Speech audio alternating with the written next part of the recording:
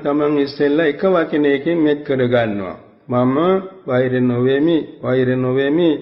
නොවේමි කියලා තමන් එක සැරයක් හිතා ගන්න.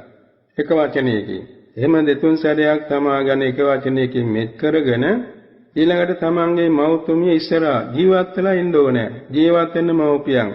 මෞතුමිය ජීවත් වෙලා ඉන්නවා නම් එතුමිය ඉදිරියේ ඉන්න හැටි හිතාගෙන එතුමියගේ නලාතලයේ හිතින් බලාගෙන මගේ මෑණියෝ වෛර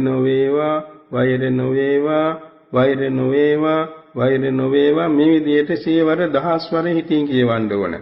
එසේ කියවෙනකොට හිත නීවරණ යටපත් වෙනවා. ධානාංග පහළ වෙනවා. ඒකේ උපචාර සමාධිය, අර්පණා සමාධිය කියන අවස්ථා දෙකක් තියෙනවා. එයින් පළමුවෙන් ඒ මෞතුමියගේ ස්වરૂපයේ හිතට අරමුණු වෙලා හිතේ නීවරණ යටපත් වෙන අවස්ථාවට කියනවා උපචාර සමාධිය කියලා. ඊළඟට සිත ඒ මෞතුමිය කෙරෙහි විනිවිද දක්නා හැටියට හිතේ පහළ වෙනකොටම අර්පණා සමාධිය ප්‍රථම ධානය උපදිනවා. ඒක නැවත ප්‍රගුණ කරලා වශී කරලා දෙවෙනි ධානයට ඒක වාසය කරගෙන තුන්වෙනි ධානයට යන්න පුළුවන්.